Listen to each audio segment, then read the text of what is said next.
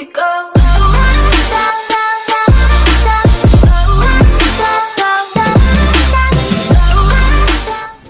Hey Bucs fans, welcome to the second episode of the Buc Bros podcast. And look who I brought with me down here to Tampa Bay. All the way from Dallas. No, thanks for coming, buddy. Of course, Good seeing man. you, man. We finally get to do one together. We don't have to do It'll be separate. nice, yeah. Yeah. You know, so don't get to do this very often, but obviously while you're in town, let's take advantage of it. Exactly. So we're here at our favorite brewery in Tampa Bay, Cigar City Brewing. Definitely known for their really good craft beers, and not too far from Raymond James Stadium, just down the block. Yeah. So it We kind were of all just- ties in together. We were just by One Buck Place, you know, kind of getting in the scenery, kind of visiting my favorite team after a big win. So, Yeah, I know. Talk about that win. Woof. I mean, what a game last night. It was. And, of course, in typical Bucks fashion, to the last second, your heart's beating, but we pulled it out. Yeah, especially as Cantazero gets on the field and he's already missed a, Yes. a field goal from earlier. But, you know, Yeah. that chip shot he had, you're still a little bit, your heart's pumping a little bit, but he nailed it right through the uprights. We held on for the victory, and we're 1-0 starting the preseason. So, well done, Bucks. All right, well, let's not waste any time. Let's just jump into it. I agree. So, what we wanted to do today was kind of go over what we liked and what we didn't like about the game. So, Bryce, let's start with you. What were some things that you watched when going through the game that you thought were really good? Yeah, you know, the thing that I was very impressed with would be Ryan Griffin. He was really sharp last night. 20 for 26, 179 yards, 1 touchdown, big fat 0 for his interceptions. Actually, all quarterbacks didn't throw any interceptions last night. So, good night for the quarterbacks room. But he was really the guy who impressed me the most. Just watching him throw the ball around, even with our second and third string offense, he seemed to be in a really good rhythm last night. Yes, there were times where he felt rushed, and I think that was really more of a aspect of our offensive line not being able to block for him appropriately. But when he had time in the pocket, man, was he sharp last night. Yeah, he did look good. He looked, and he made it into some tight windows. I was really impressed, especially with the touchdown throw to Alan Cross. I mean, great throw, great catch. What a throw, what a catch. It was. There was something I noticed a little bit about him. While his stats are good, he looked good while in rhythm. You were mentioning when he would get pressure. What I was noticing with him when he would get pressure is that he tended to not set his feet, stand firm in the pocket, throw, and that's kind of what you want to see. You know, obviously you don't want your quarterback getting hit big or anything like that, but you do want to see them stand tall in the pocket, be able to deliver the ball where it needs to go rather than kind of shy away. And I thought if there's anything that he might need to work on is kind of understanding that pressure is going to come and being able to just stand tall there, deliver the ball, and then just absorb whatever. And you're right. And I think as he continues in his career and develops a little bit more under Cutter's system, he's going to be able to know exactly where the ball's supposed to go and stand tall and make that throw. Right. But I think that's the hardest thing for a young quarterback to learn is to be able to stay in there, know where you're going with the ball, even when pressure's in your face. I can't really blame him a lot. He did only have like 1 or 2 seconds on some of those to get the ball out of his hands. That's true. As long as it's not in the hands of the other team, I'm okay with just, it falling incomplete. Sack is never the worst thing. Yeah, I don't believe he took a sack either, so it was good to see. Overall, it was just a really sharp game from Griffin and very encouraging to know that when we start the season and he's our second string quarterback, God forbid something happens to Fitzpatrick, we've got a capable backup in Ryan Griffin. Yeah, I couldn't agree more.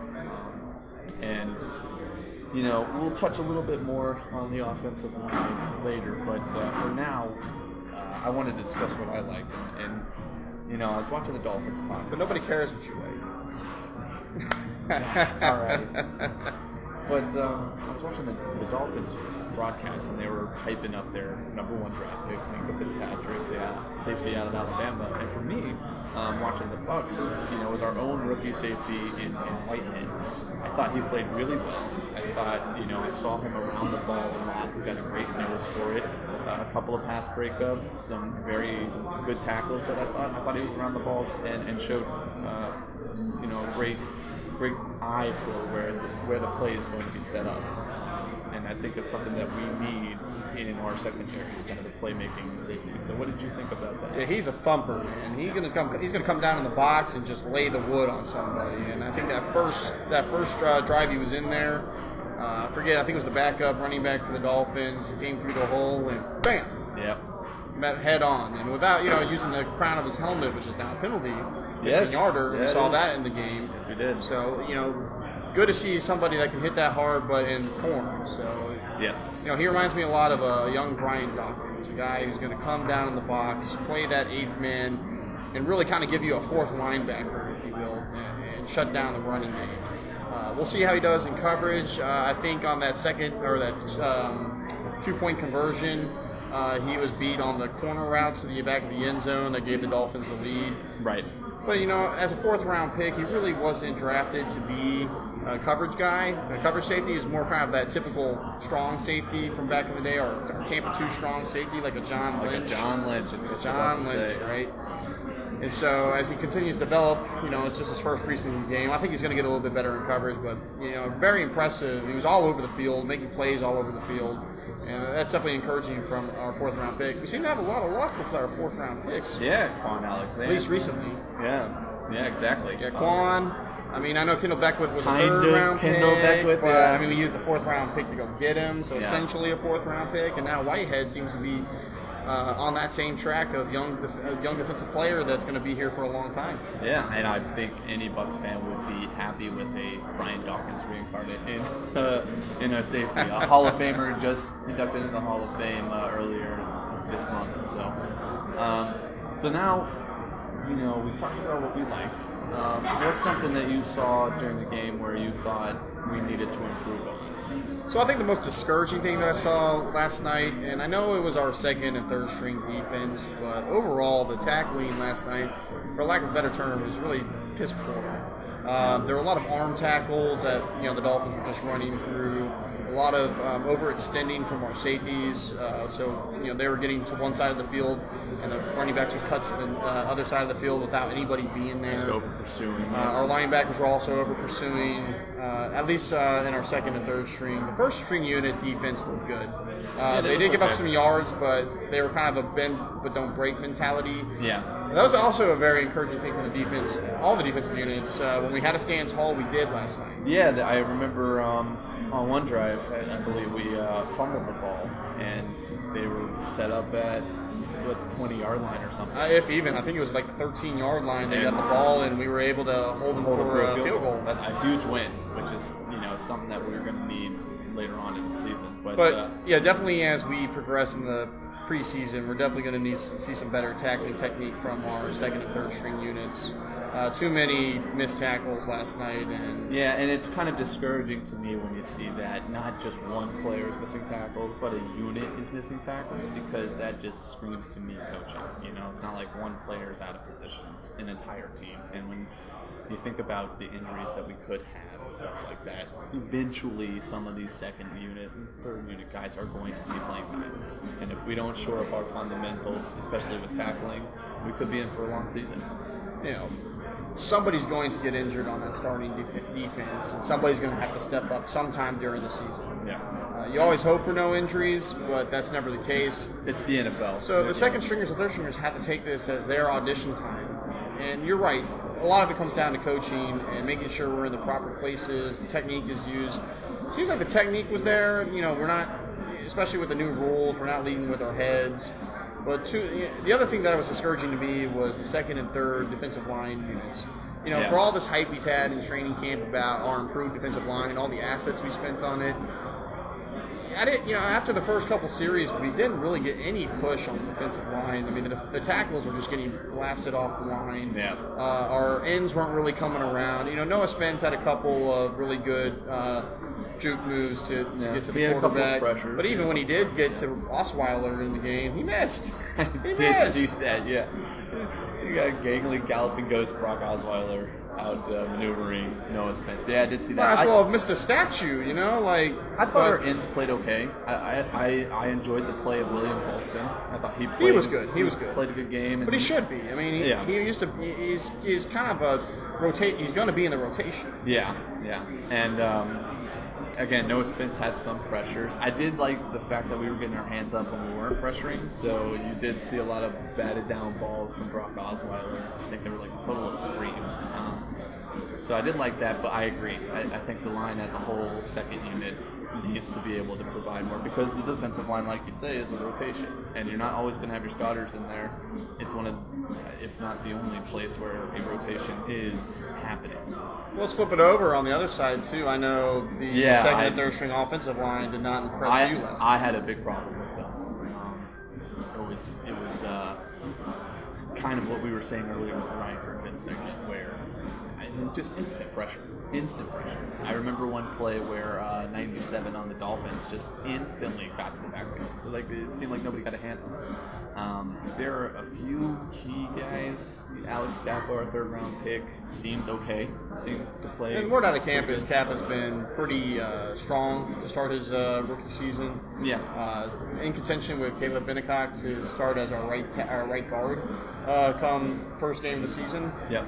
But you're right. Overall, the second and third units did not play up to par. Yeah, it was subpar for sure, and it worries me because I know how the team plays, and you will have an injury again on the offensive line. It's happened every single year. You think of Ali Marpet last season, DeMar Dotson gets hurt. Just every year there's going to be a lineman injury. And you got to be willing to step up and play a role as a backup lineman. And the lack of depth I saw yesterday is very worrisome for me. So what I want to see improve the most is just that offensive line play. It's that typical NFL cliche, games are won in the trenches. So exactly. If our offensive line and defensive line reserves can't pull their weight, pun intended, we're not going to have as successful a season as I think we can. Yes. So hopefully going in throughout the preseason, maybe not just, I don't expect a turnaround next game, but hopefully a progression over the preseason. But that's what preseason's for, right? Is to develop. It's to get ready for the season. So can't make any rash judgments off of one preseason game. But that's definitely something we'll be looking forward to as the preseason continues. Yes, with keen interest, mind you. I'm looking forward to offensive line. I'm looking forward to that development over the preseason. Hopefully we see, the line as a whole get better, and then some bright spots, maybe like an Alex Kappa pushing for a starting role. Maybe he gets in there, and it helps out our line. A lot of things to look forward to coming into next game against the Titans. What's the one guy you're looking forward to seeing the most? That had to be our main man, Ronald Jones II. I know on the first episode of this podcast, we talked extensively about how excited we were for this guy to join the Bucs organization. Still excited. Our next home run threat, our guy of the future in the backfield. Yeah.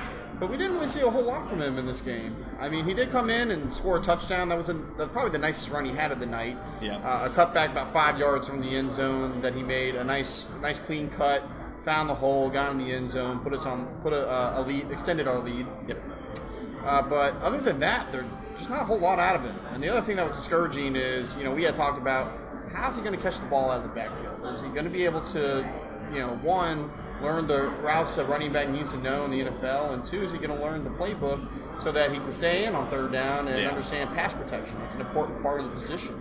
Well, in both of those aspects, we didn't see a whole lot out of him from a pass protection standpoint, probably because word out of training camp is he's not understanding the playbook. Yes, I have heard that. If you're hearing that means the coaches aren't trusting him, right? So they're not, and that hurts us because that tips your hand if he's not in there.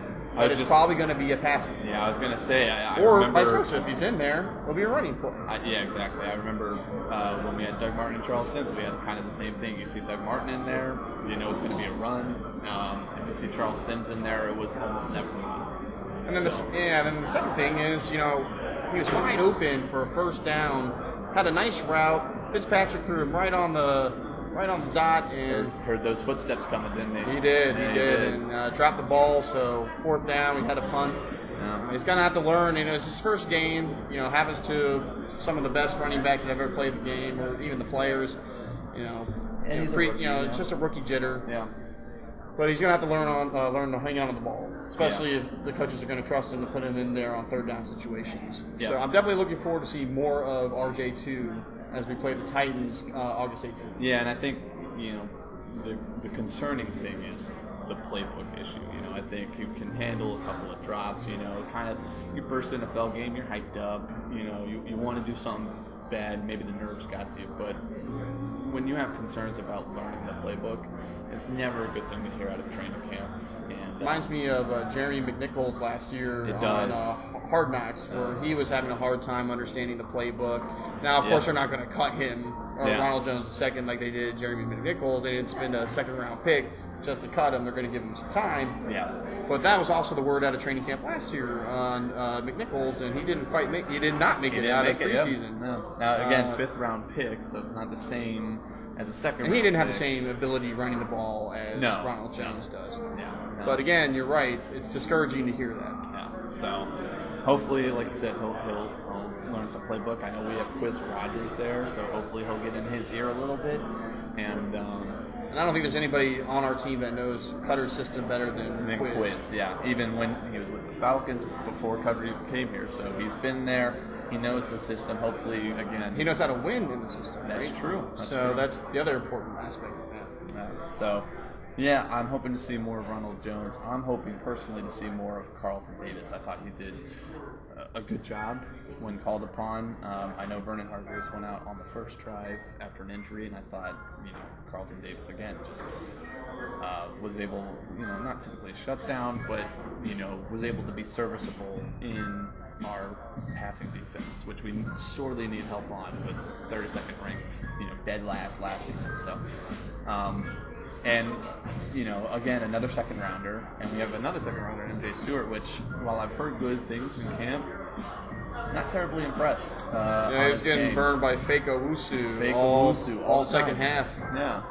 So, I know you and I have talked about this, but it seems like we've been draft heavy on cornerbacks with Vernon Hargreaves and MJ Stewart, Carlton Davis, a lot of defensive backs we've selected in the past couple of years with our draft picks, and I think it's time that we hopefully get some dividends on those draft picks. So I'm hoping Carlton Davis can be an answer there.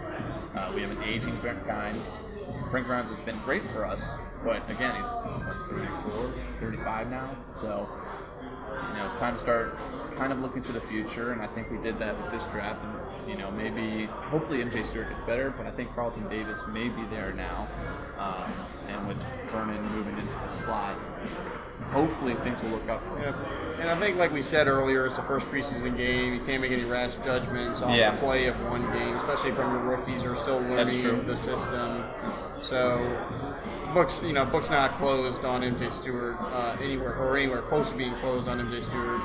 But it was impressive to see Carlton Davis step up when he needed to and be able to hold his own against the first-team Dolphins offense. And I just like the look of him. He's a lengthy, long cornerback. He made that one play where it was a nice post route. Ball looked like it was perfect on line, and he dove and knocked it down for a pass deflection. Yeah. Hell of a play. So yeah, he definitely has the athletic ability to be good. And I think, the biggest storyline from secondary, obviously, is what's Vernon Hargreaves going to do this year. Yeah. We didn't. It's year 3. They moved him to the slot, and I don't think when we drafted him 11th overall in 2016, we had the idea of him being our slot cornerback. But again, Rondé Barber made a living out of the slot. Yeah, I've heard that he's talked with Rondé. Rondé's talked with him multiple times.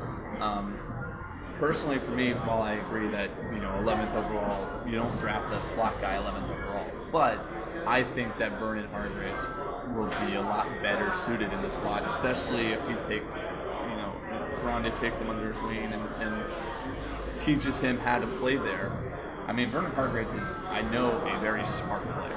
Oh, absolutely. Very intelligent. And as the NFL becomes a more pass-happy league, the slot's just as important as your two outside corners. Exactly. So if he can master that, I'm sure he'll have a career here in Tampa Bay, and that's what we're all hoping for. Yep. Especially us Gator fans, that's what we're kind of hoping for. Yeah, I can't give up Always on my love boy. to see our Gators do well. Yeah, so I obviously haven't given up on him. I think he's going to do great in the slot. Hopefully he can stay healthy.